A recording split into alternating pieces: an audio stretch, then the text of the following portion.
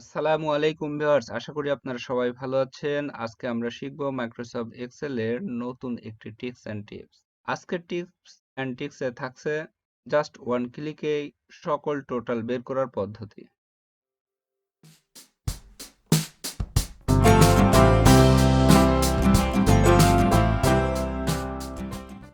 আমি এখানে একটি টেবিল ক্রিয়েট করেছি।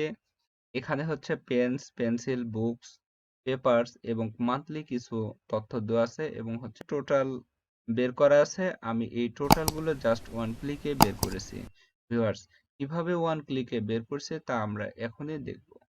প্রথমে আমি টোটালগুলো রিমুভ করে নিই।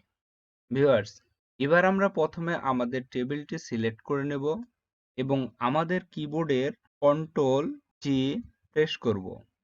ভিউয়ার্স, আমাদের সামনে একটি পপআপ আসবে। এই পপআপ থেকে আমরা স্পেশালে ক্লিক করব।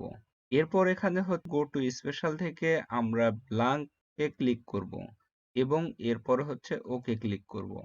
ভিউয়ার্স, আমাদের টেবিলের টোটাল ব্ল্যাঙ্ক অংশগুলো সিলেক্ট হয়ে গেছে।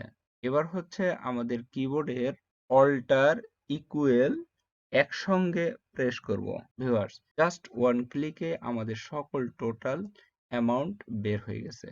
ভিউয়ার্স, ভিডিওটি যদি ভালো লেগে থাকে অবশ্যই লাইক, কমেন্ট এবং শেয়ার করবেন।